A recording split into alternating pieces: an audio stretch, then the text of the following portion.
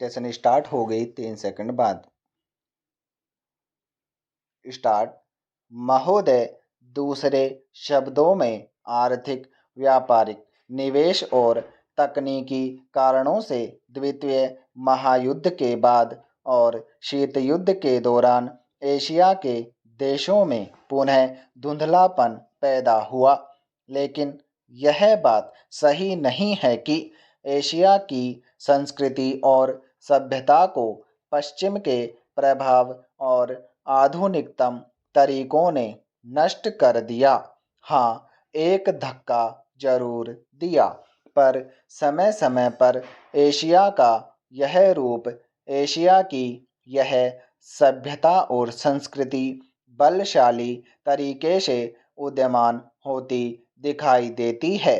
पंडित जवाहरलाल नेहरू ने 1945 में अपनी पुस्तक डिस्कवरी ऑफ इंडिया में एशिया की पहचान पर लिखा है कि हजार वर्षों से जब यूरोप अपने अंधकार के युग में था, एशिया ने अपने मनुष्यों की प्रगतिशील आत्मा को प्रभावशाली ढंग से दर्शाया। उन्होंने यह विश्वास भी जताया कि एशिया की संस्कृति और सभ्यता यूरोप की संस्कृति और सभ्यता से अधिक प्राचीन है। आज के दिनों में भी चीन के नेता अपने यहाँ आध्यात्मिक क्रांति की बात करते दिखाई देते हैं और अपने आर्थिक विकास को भी प्रतिबिंबित करते हैं। मलेशिया के प्रधानमंत्री भी बड़े गर्व के साथ मलेशिया के रास्ते की बात करते हैं और आधुनिकता और पारंपरिक संस्कृति के मिश्रण से मलेशिया का विकास करना चाहते हैं। भारत के प्रधानमंत्री भी मध्य मार्ग की बात करते हैं, जिसको वे भारत का पारंपरिक विचार कहा करते हैं। वियतनाम के यशस्वी नेता भी साम्यवादी विचारधारा को पारंपरिक सहिष्णुता के अनुसार ढालना चाहते थे। एशिया के इन सब नेताओं की समय समय पर की गई घोषणाओं का वर्तमान संदर्भों में पूरा अर्थ लिया जाना चाहिए, जो एशिया की पहचान को नए सिरे से बनाने में सहायक सिद्ध हो रहा है। पैरा।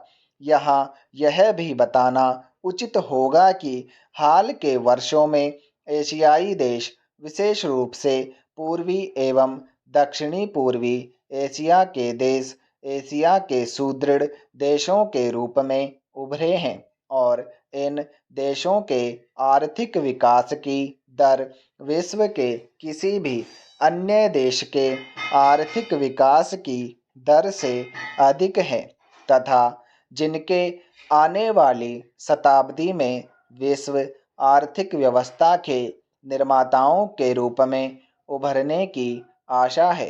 आर्थिक सफलता की इन कहानियों का श्रेय मुख्य रूप से अनुशासित कार्य, किफ़ायत एवं बचत की ऊंची दरों जैसी एशियाई विशेषताओं को जाता है तथा इनसे देशों की जनता के जीवन स्तर में सुधार आया है और एशिया की पुनः खोज जैसा वातावरण बन रहा है।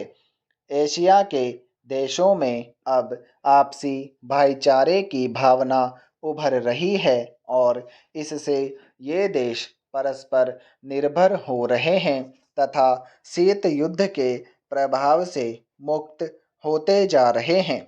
हमारी सरकार ने अपने एशियाई पड़ोसियों के साथ बेहतर संबंध बनाने में पहल करके इस बदलते रुख के प्रति सकारात्मक रवैया अपनाया है।